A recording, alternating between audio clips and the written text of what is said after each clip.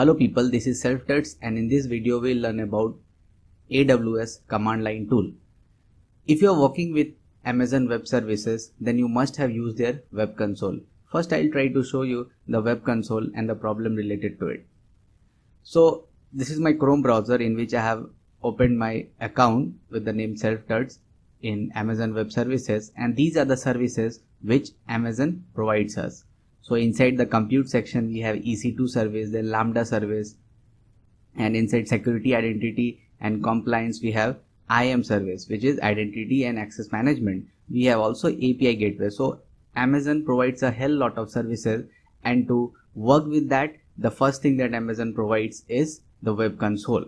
So on this Chrome website we can open the web console and work with different services of Amazon Web Service.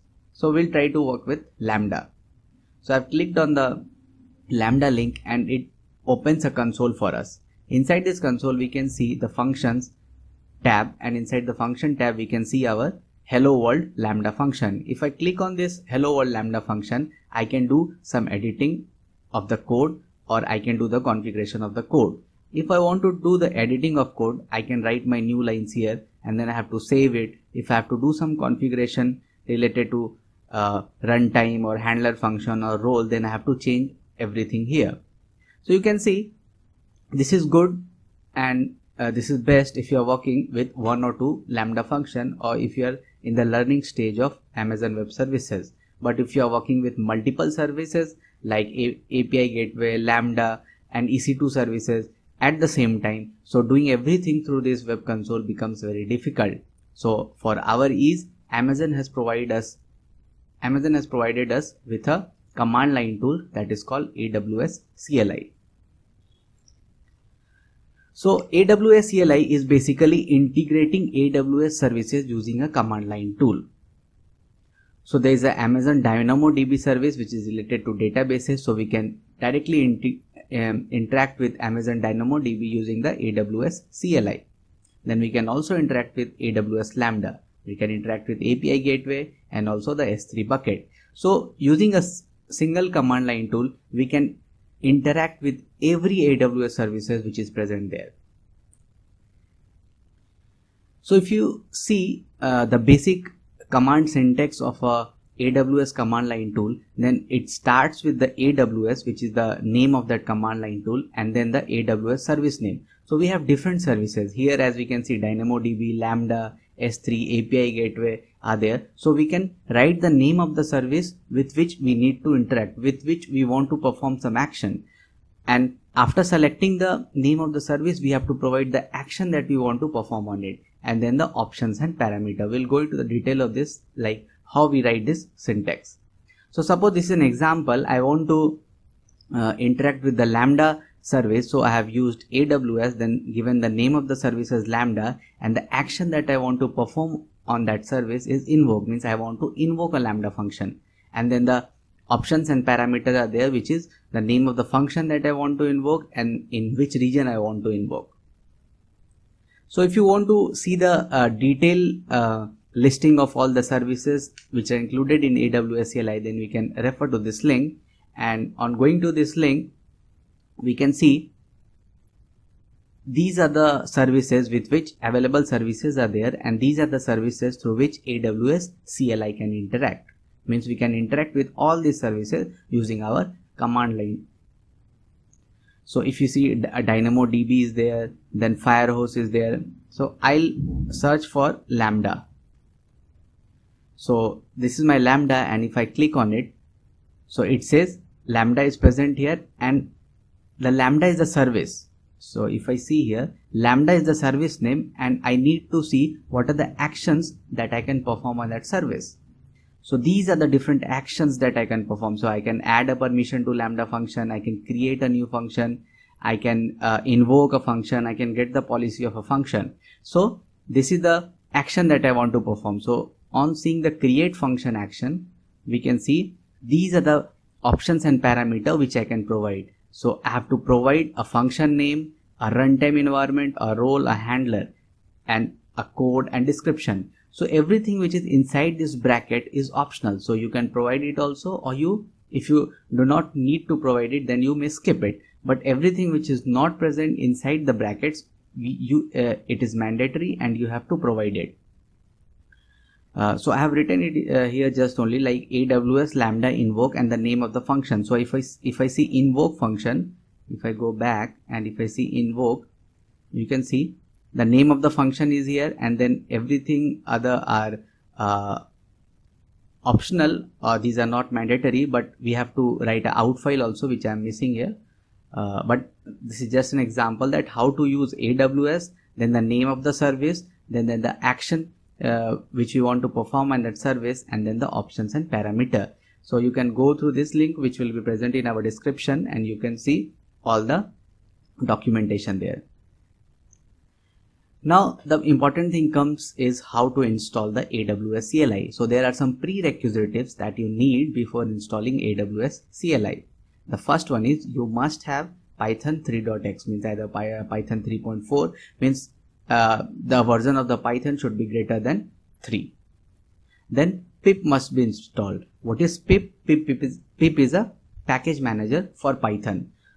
So what basically is a package manager? So suppose we are installing AWS CLI, which is a package provided by Amazon, but our AWS CLI can depend upon other packages. So if we manually install it, then we have to install the dependencies first and then the AWS CLI. So this becomes a tedious work. So what pip does, it helps us in resolving those dependencies, and pip will automatically install those dependencies for us. So pip is basically a package manager used in Python. So for installing our AWS CLI, we need to write this command in our terminal. We have written some sudo here because we need root privileges to perform some action. So we'll just go to our Linux box. This is my Linux box. I'll say name. So it says I'm in my Linux box. So I'll try to install. First I'll try to write AWS, and there is no I'm hitting tab multiple times, but there is no AWS. So what I'll do, I'll try to do this installation by using sudo pip, that is Python package manager, install AWS CLI. So what it will do, it will go to the repositories and it will try to install this. Since I have already installed it once, this AWS CLI, before this tutorial, so it says that all these libraries like our AWS CLI depends upon bot core, S3 transfer, docutils, colorama. So all these requirement has already been satisfied, means these requirements are present in my system. So basically it is not downloading that again. So if now I'll see AWS minus version, so I can get the version of my AWS CLI is 1.12 and the Python is there. So we can use Python at present.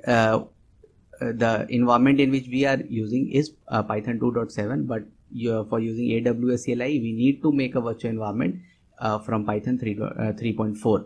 So basically this is the version of our AWS CLI. So we have already checked it, how to check the version of our AWS CLI.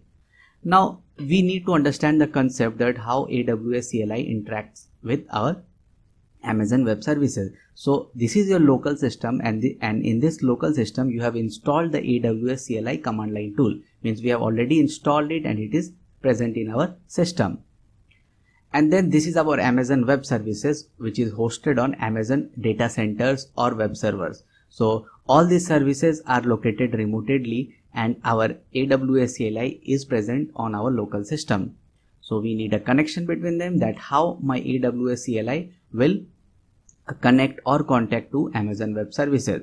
So we need to do the configuration of our AWS CLI. So we need to fire the command AWS configure, and it will try to configure our AWS CLI. So just we'll do AWS configure. So when I have hit this command, it will ask me for some keys, like what is the access ID that you are going to use. So as a user, if you want to interact with Amazon Web Services, then you need to create a user and give him the access keys and the secret key through which he or she can work with the Amazon Web Services. So suppose my access key is ABC I'm just writing a dummy one, and it will ask for a AWS secret access key. So suppose my secret access key is 1234, and then it will ask me what is the default region. So I'll say US West 2, means I'm working with the US West 2 region of Amazon Web Services. And then the output format, we can have output format as JSON, as text, or as table. So I'm preferring JSON, so I'll say it JSON. So now my AWS CLI has been configured with this AWS access key and AWS secret access key. So whenever I'll fire a command with AWS CLI, it will try to go to the Amazon Web Services using those access keys. If I'll show you how we create the access key, so I'll go to the services, and inside the services I'll search for IAM, which is Identity and Access Management. So every user that you create in AWS is created inside IAM. So inside IAM I have users. So currently there is a user self-tuts, and for that user I have given administrative access and the security credential. So we can create an access key from here. So currently my access key ID is this, and when I download it for the first time, it gives me the access secret key which I use, or which I have used for configuring my AWS CLI. So from here you can create your access key and you can use it in your AWS CLI. Now you must be wondering that when I configured my AWS CLI, then where my access key and the secret access key in this default region and output has been stored. So when we do the configuration, then AWS CLI creates a .aws, means it's a hidden folder inside the home directory. So I'm present. If I do a pwd, then this is my home background, which is my home folder. And if I do ls-la, A options shows the hidden files also. So you can see AWS folder has been created. So if I go inside this AWS folder, you can see two files are there. One is the config file and one is the credential file. So if we see the credential file, we can see the access ID ABC is present here, and the secret access key 1234 is present here. So when we put the access key and secret access key ID and secret access key in our terminal while configuring AWS CLI, then those values were stored inside this file. And if we see the config file, then the output format and the region by default has been stored inside in our this config file. So by this, if your command needs the region every time, so you may skip it and it will by default take the configuration from here.